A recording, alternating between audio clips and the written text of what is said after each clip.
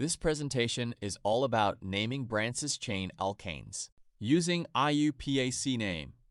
Hello everyone, my name is James Carlo Cañete and this is my presentation is all about naming branches chain alkanes using a IUPAC rule.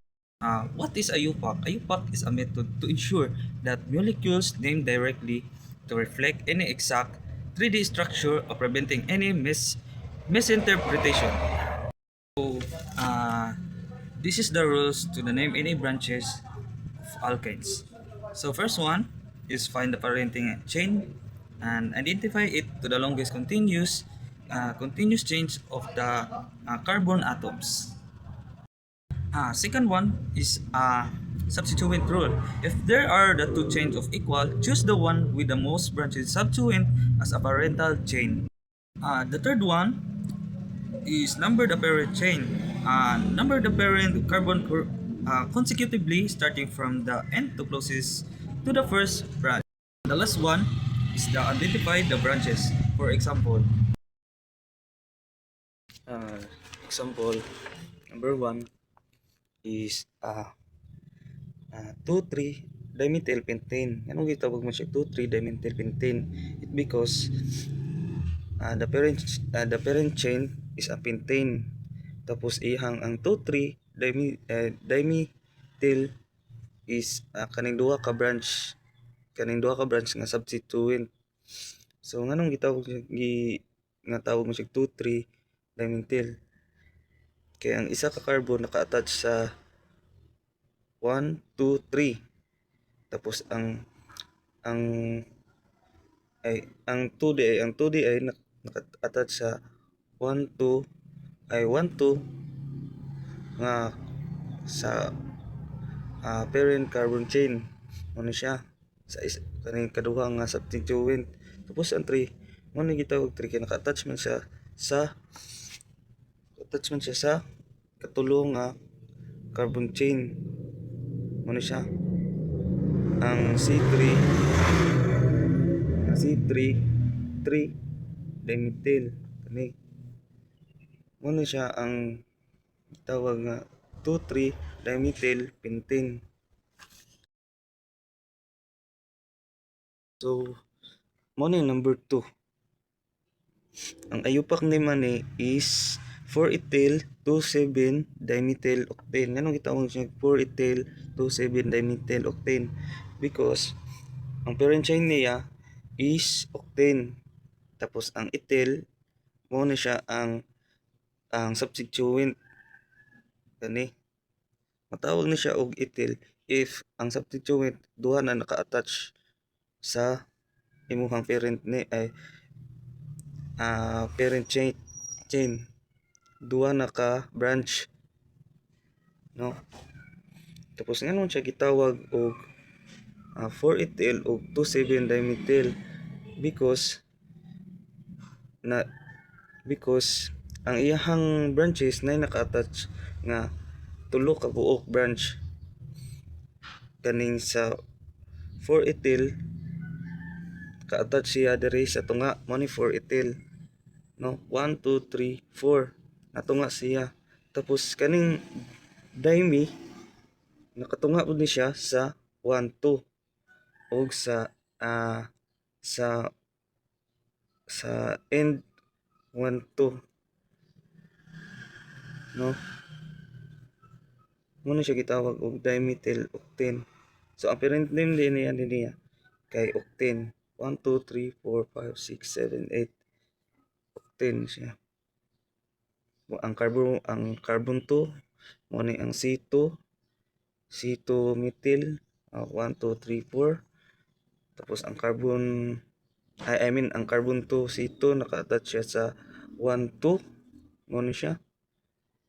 Tapos ang carbon 4 naka-attach siya sa kaupat na carbon parent name 1, 2, 3, 4 kani siya kaning 4-ethyl. So ang carbon 7 naka-attach siya sa 1, 2, 3, 4, 5, 6, 7 ning CH37. Muna siya gitawag og 4-ethyl 2,7 dimethyl octane.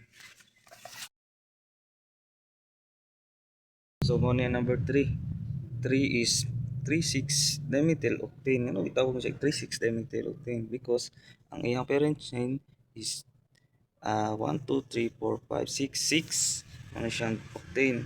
Tapos iyang substituent, tama tayo substituent niya 3,6. Iyang substituent is kani 1, 2, 3. Tapos diri ka magsugod 1, 2, 3, 4, 5, 6. 6 man ang 3 3H 3H3 kani 1, 2, 3. Tapos 6 CH3 1, 2, 3, 4, 5, 6. Tawag yapon siya og methyl no. So dapat yun imong parent chain na ginay naka-number na magsugod ka dari kay long man imong parent chain. Sugod kag uno dari 1 2 3 4 5 6 pero para ma-identify nimo kung asa ka magbutang og branches. This is number 4. Tawag siya og tetra ethyl octane. Ngano man siya gitawag tetra methyl octane? 3 4 4 5. Ngano gitawag mo siya og 3 4 4 5 tetramethyl octane? Because tetra means tulo. Methyl gyapon siya. Tapos ang parent chain is octane. Matawag na siya tetra if ang isa ka carbon na nakatouch sa ilalom ug na nakatouch sa taas. 1 2 3. No, bawal mo kamo attach diri sa ulahi kay because madungagan na po siya ang iyahang parent chain. So ang 3 CH3 methyl naka-attach diri sa 1 2 3 kani. Tapos ang 4 naka-attach siya sa 1 2 3 4 C. Nasira na siya because na yung nakatouch sa taas. Tapos ang 4 CH3 methyl yapon nakatouch sa ubos. Ano ang CH4 o CH3 nakatouch sa ubos sa taas sa parent chain 1 2 3 4. So sa 5 nakatouch siya sa number 5 ng carbon 1 2 3 4 5 kani CH3 no. 5 CH3 methyl. So ang parent chain niya is octane. Ang substituent mo mga substituent niya 3 4 4 5 tawag siya tetramethyl no. Mo ang number 4. Ang IUPAC name niya is 3 4 4 5 tetramethyl octane. And this is the last one, the number 5 no. Number 5 ang IUPAC name sa number 5 kani IUPAC name ani is 3-ethyl 2,3-dimethyl pentane. Anong itawag siya? 3-ethyl 2,3-dimethyl pentane. Because ang parent chain is pentane. Tapos ang substituent is 3-ethyl ani 3-ethyl 2,3-dimethyl. Anong 3-ethyl 2,3-dimethyl ngano siya? Because 3-ethyl na nakalahi diri nga substituent sa ang 2 3 dahil duha ka naka-attach diri sa substituent nga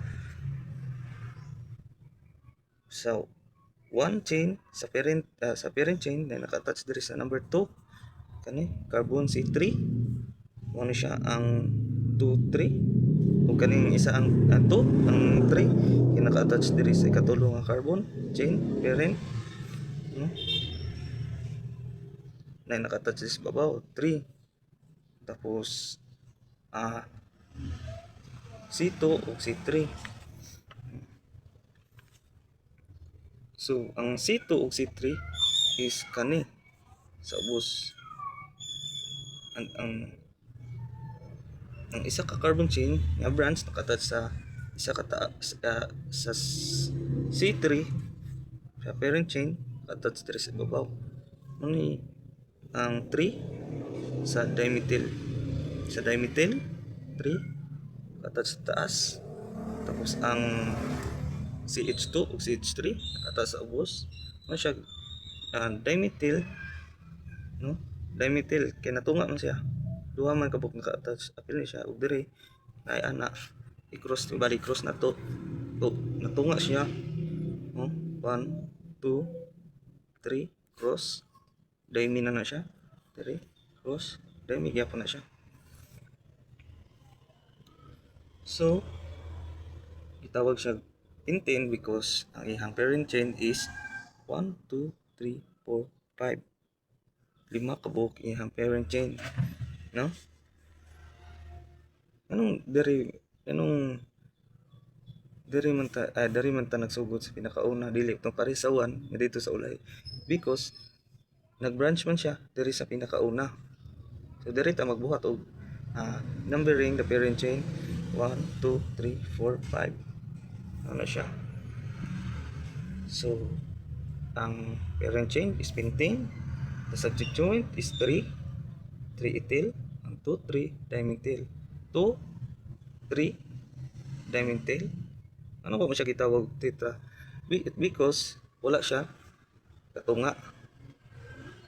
2 ug 3 ra ay substituent nga branch.